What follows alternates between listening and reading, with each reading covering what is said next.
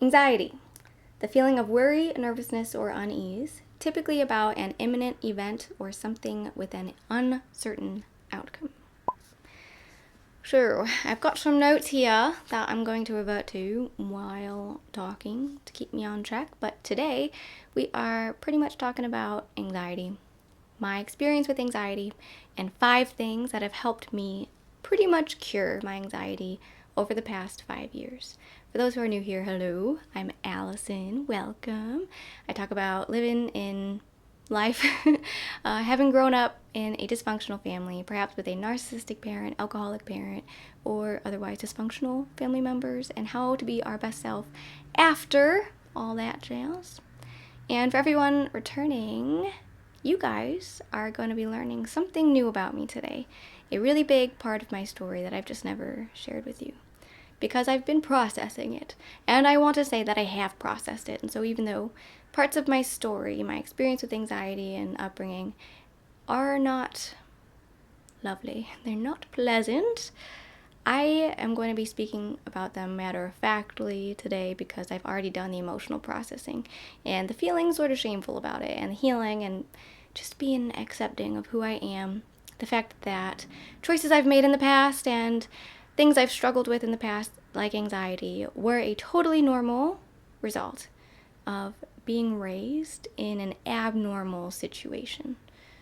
So don't feel sorry for me about my anxiety or anything. Rather, I want to share that I have come so far, and you can too. That being said, let's jump into it. What's my experience with anxiety? Well, friends, I have a pretty inherent, natural optimism about me, and I love to enjoy life. Who doesn't? But I think that really harmony and enjoyment is my natural state, and maybe everybody's, I'm not sure. But I think that for a long time, that really carried me through, at least outside of my family home.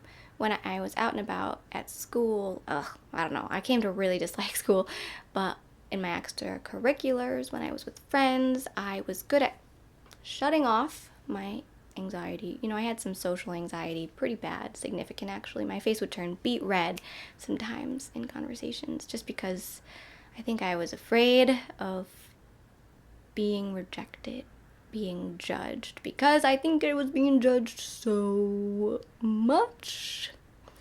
But anyways, it was weird. Sometimes I was consumed by anxiety and sometimes I wasn't. And the reason for that, I think, is because my home life was pretty tumultuous.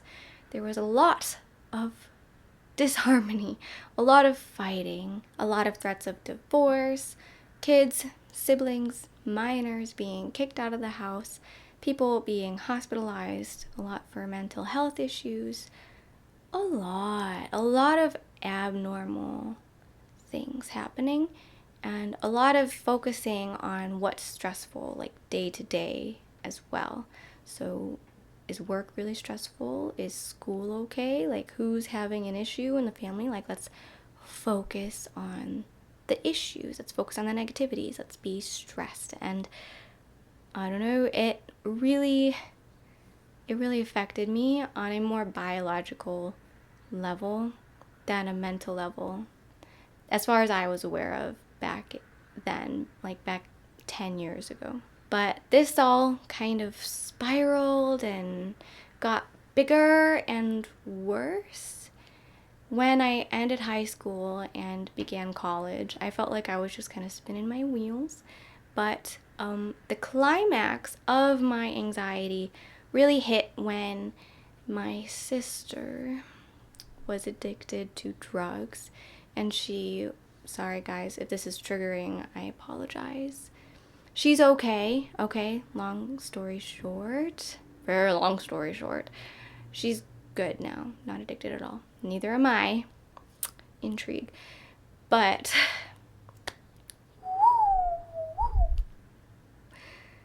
I was really afraid for her because she weighed very, very little. And for about a year, I was always terrified that she would take one too many doses of whatever it was she was taking, and her body wouldn't be able to handle it. So in a nutshell, that fear was immense. That fear of imminent, uncertain outcome, anxiety, was so intense. It was when I really started to realize that, like, things were out of control and I was afraid. I didn't have the word anxiety at that point. I'll tell you when it hit, like, oh, I've got anxiety.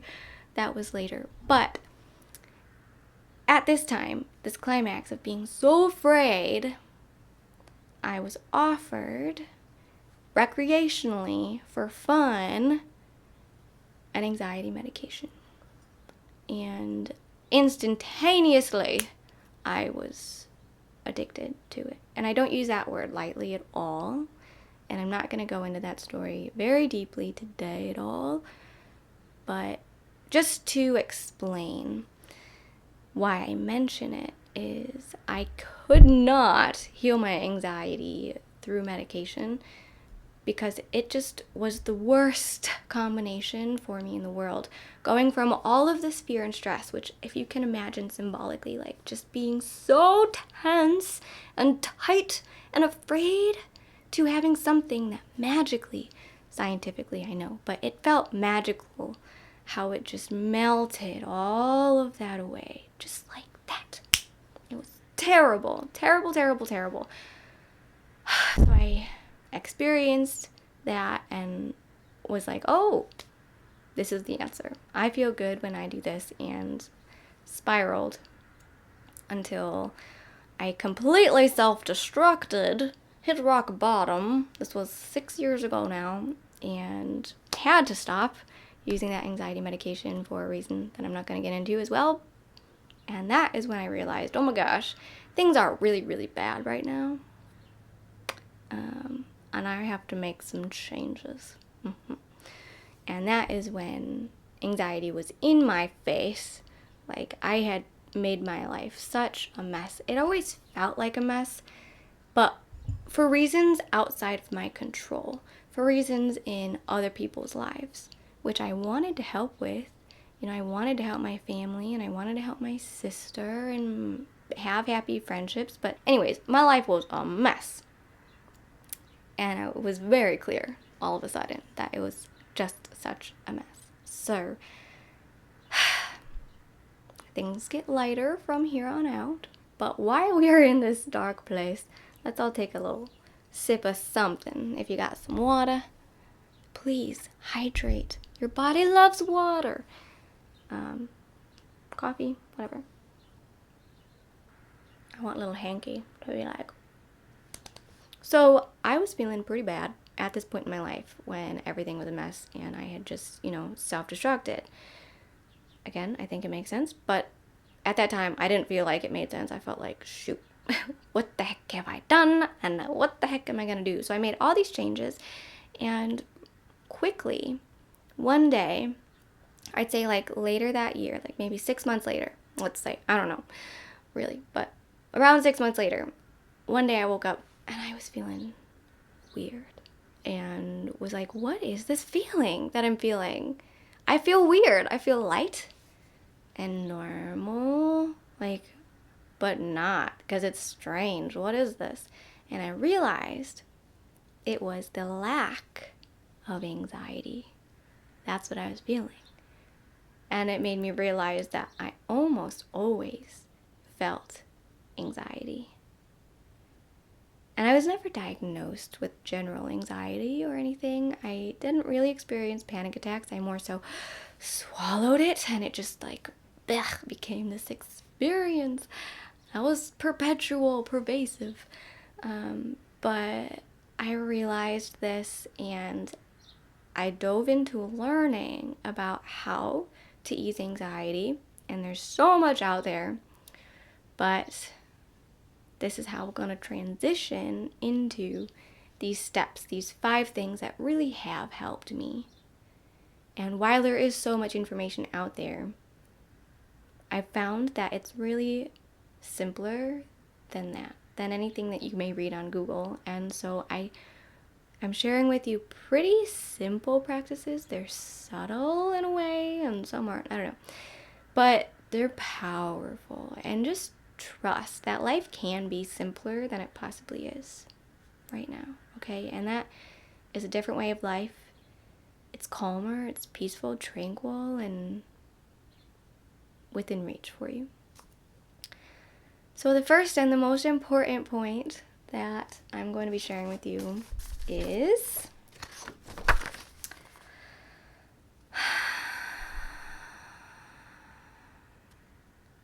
breathing.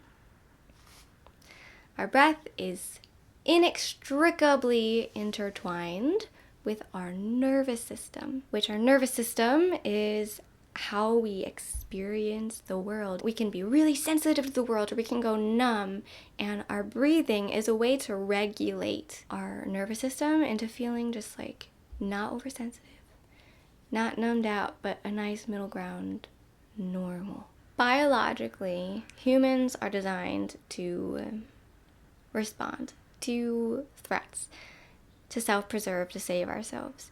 So back in the day, if we were chilling and then a saber-toothed tiger came up on us, I don't know why I'm talking like this, I'm sorry. Our nervous system responded so that we knew to run, to fight, or to flight, or, as social dynamics got more complex, to fawn or freeze. Yeah, freeze. I think we just watched possums and learned that one. Just kidding. In a scenario that we would be ambushed by a saber-toothed tiger, our respiratory system would get faster and more shallow. So instead of taking deep, calm breaths like you might as you're falling asleep, when you're safe and able to trust that you're gonna be safe and you're okay, your breathing is really shallow and fast. And so it's weird, but if we take conscious control over our breath, which if you're experiencing anxiety is probably shallow, and we deepen it,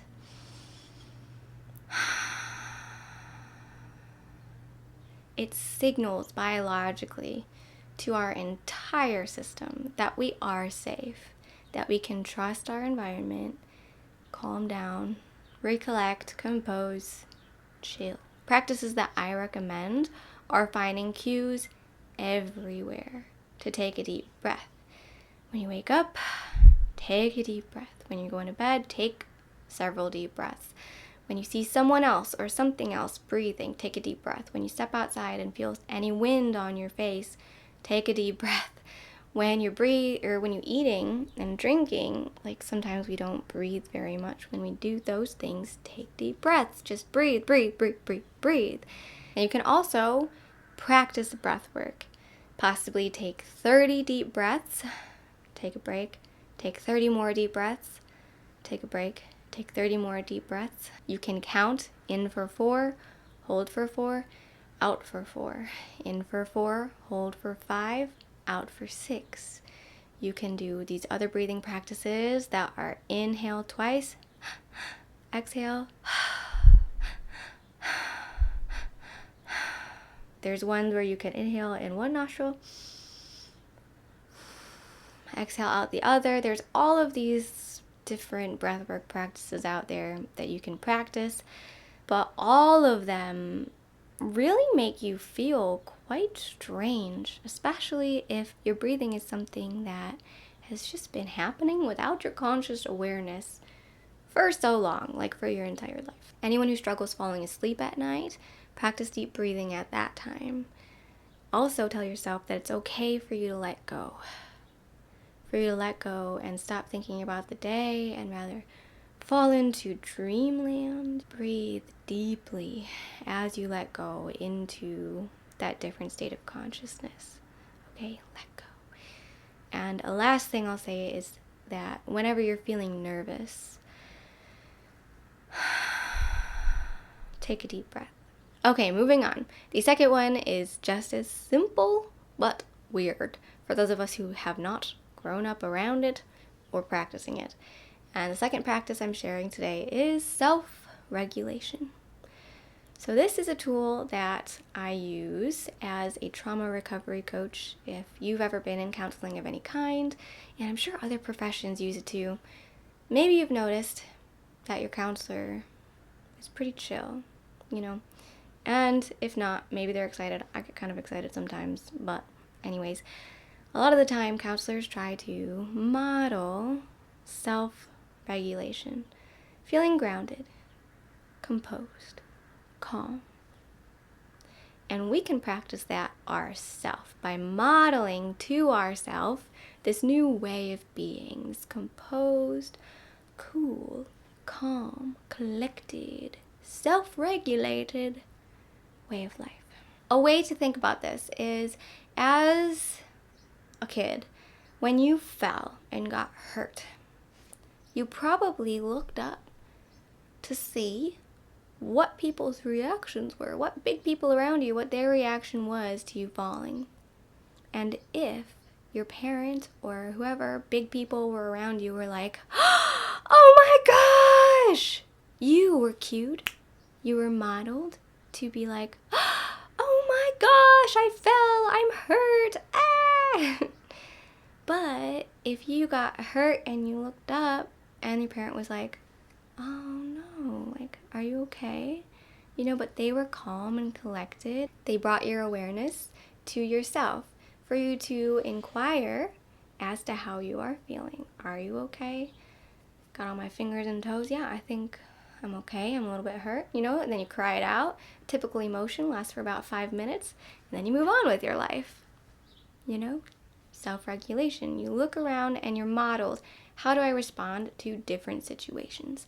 Another example is if you have cats or dogs, if they are really hyper intense, it's a good idea for you to be calm and consistent for them as an example, as a cue to them that it's okay, that they can rely on you to be consistent and hopefully over time be okay themselves, chill out themselves. And the same goes with ourself. We can practice self-regulating, going through our day calm. This could be hard if we really do have a lot of energy and our energy is being channeled into this like buzzing of anxiety within us. So you want to channel your energy into something else, which could be exercise. And exercise doesn't have to be anything intense. Just do star jumps, do a couple push-ups, just like walk up and down the stairs a few times. Doesn't have to be intense, but get the energy out. Okay, moving on. The next practice that I have for you is alignment. What are you doing that you should not be doing? And what are you not doing that you should be doing? And I don't like to should ourselves, but this is good to take note of, especially if you're feeling anxious and stressed out. Self-care is knowing, balancing that we are enough just as we are with managing things that are stressing you out. Like, are you stressed out about how you are feeling healthily? Like, because then maybe you need to make some changes in your nutrition, your hydration, your sleep, your exercise. Are you stressed out about how you're doing in school? Because then you could balance knowing that you're doing good enough, putting in the effort that you can with some healthy discipline and accountability. Address the things that are stressing you out.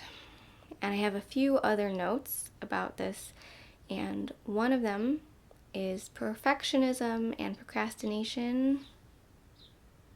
Leave those behind. Do things, manage your stress just one step at a time, little by little, again and again. Just do what you can. Doesn't have to be perfect, just try, and over time you'll learn and you'll get better and things will get easier. You'll build momentum and your stress will ease, at least a little bit. New stress may come, but you'll be better than at managing stress and doing this practice. The next point on my list, the next thing that helped me heal my anxiety is support. My best friends, because I still feel a little bit anxious and like more rigid, composed with most people, but my best friends I feel so safe with. They make me feel so safe, so seen and heard. They care, and I know that. And I know I'm able to let go and be me. And safe support, really, it can be life-changing. Especially if there is nice, healthy separation between who you are and who they are. And that is easier and easier as you align more and more with what you should be doing, what you shouldn't be doing, and what you like, what you don't like, with who you really are. Because chances are who you were or who you are when you're really struggling with anxiety is not your authentic self. Who I was growing up in my family home really just evolved so much since leaving my family home. I feel like I am my authentic self now, and that allows me so much more ease in the world and with friends and people. So know who you are. Remember who you are, Simba. Okay, now we're gonna move on to the last point, which is subtle again, not tangible, but perhaps the hardest of them all. And that is to surrender. Surrender to the shame that you feel about your past decisions, the sadness that you feel about past circumstances, to the conflict that you may feel, remembering happy things that have happened in your past. Surrender to the past. Surrender to who you've been. Surrender to who you are. And also surrender being responsible for others. I'm talking mostly to people who are in dysfunctional families. If someone in your family is really struggling, I know the pain that you feel empathetically for them. It hurts to see someone else hurting that you love so much. It hurts to be in a relationship with someone and it be so dysfunctional when you love them so much and you want to connect and it to be okay, but it just isn't working. It hurts to not be able to do anything about it or to fix it. I get that. And this is why I say it's the hardest one, because I think it's taken me the longest to accept and surrender to the fact that I can't take on that responsibility. It's impossible, and that's okay. Surrender. Surrender the weight of other people's lives. Take that off your shoulders. Give it back to them. Okay? Take care of yourself. And for example, to kind of wrap this video up, bring it all together, I know that this can be really hard when, for example, your sister is battling an addiction that is life-threatening, or when you are battling an addiction that's life-threatening, or battling any sorts of really intense, substantial mental distress. But over time, just remember, even if you're not perfect, shoot for the moon and you'll land among the stars. Okay? Even when things are hard, put these into practice. And then when things get easier, because they will, you'll be all that much more ahead and able to put them into practice again and again and again and again and again. And little by little, again and again, ease your anxiety until you're really aligned and come to this place in life where you're pretty much free from anxiety. Like me, okay? Another cheesy thing to say is, if I can do it, you can do it. I'm not sure completely, to be honest. Anxiety is very complex, very dynamic, and these practices may not work for you. But like I said, I have been through some pretty intense anxiety, and if I can make it here, I have hope for you, for everyone watching. So I think that's all that I have to say. Life can be tough, but you're tough too. Another cheesy thing that I wrote down that I wanted to say. And that's all for me for now, folks. Bye-bye. Do you know what I'm referencing? Like Cartoon Network. That's all for now, folks. That little pig that would jump out of the circles. I wish I could do that. Oh, that would be an awesome way to end videos. We'll see. Maybe there's something out there, but I don't know. Okay. Okay, my camera just cut me off.